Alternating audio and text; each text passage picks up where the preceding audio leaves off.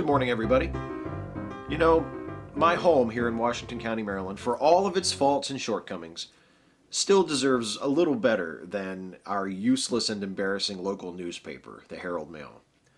In fact, I used to have this fantasy where Superman would fly into the ground and dig up the entire Herald-Mail building and lift it up into space and fly it into the sun, where every person and every piece of infernal machinery would be burned up in a flash of solar fire.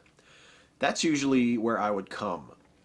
But I stopped having that fantasy when I learned a little bit more about the sun. For instance, did you know that the corona, the outermost region of the sun, has a temperature of anywhere from 1.8 million to 35 million degrees Fahrenheit?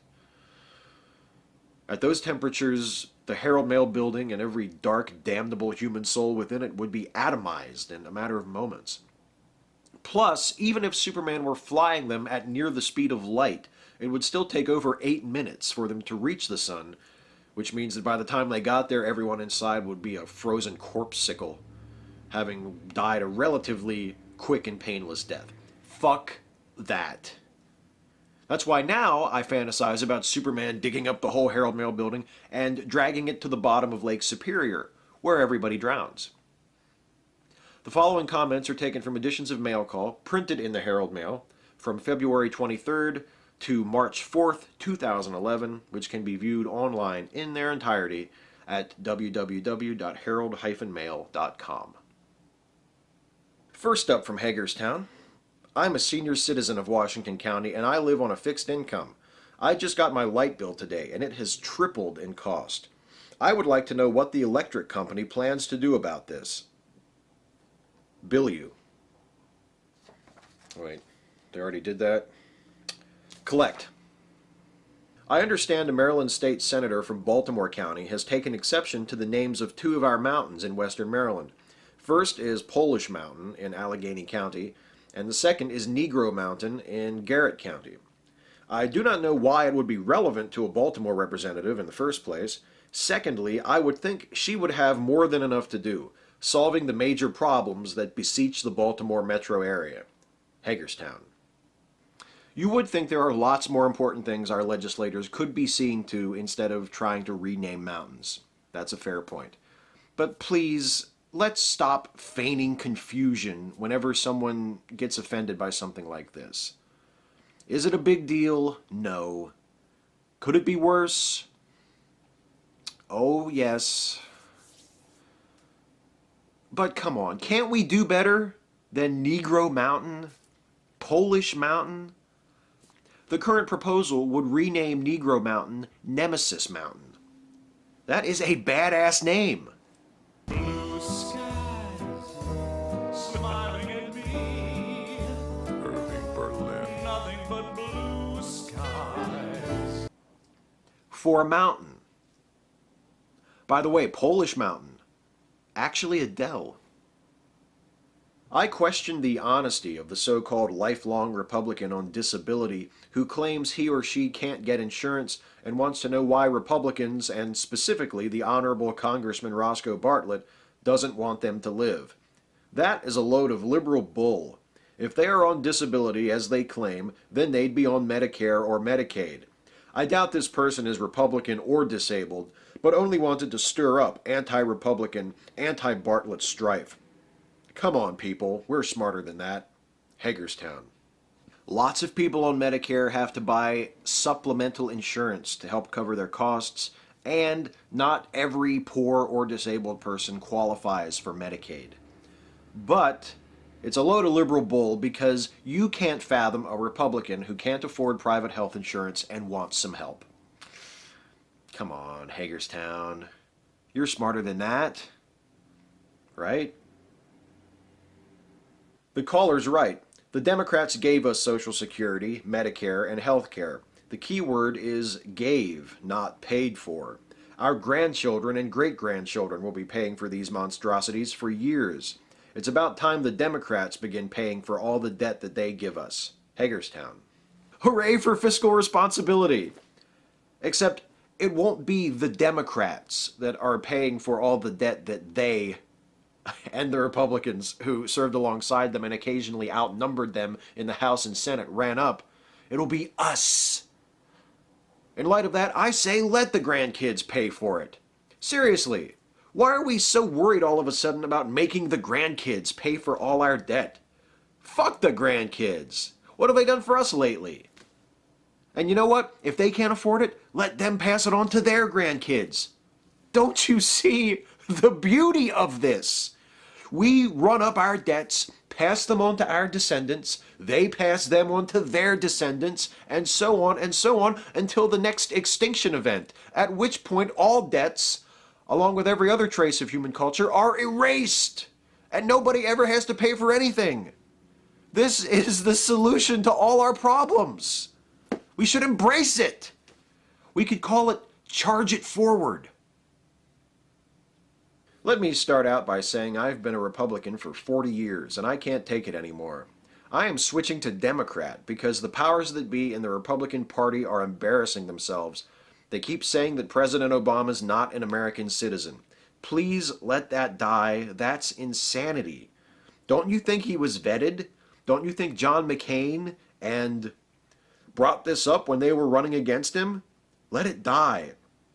I saw a poll where 51% of Republican voters think he's not American. That's sad and embarrassing to our party. Hagerstown.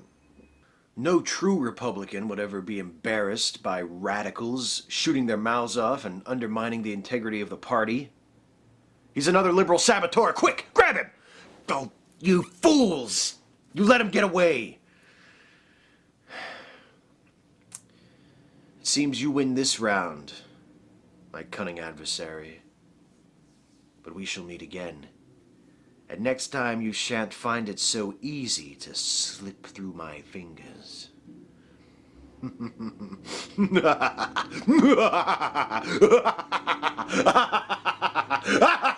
Here's what they put on the table as cuts. Take from the middle class, take from the disabled, take from the ones that live in poverty. That's how they want to pay off the debts.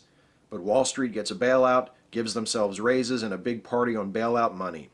When are we going to do what Cairo, Egypt did? Clear Spring. Oh, you asshole. I just did a video about how it's the crazy Tea Party types who say that shit. Now here you go with it.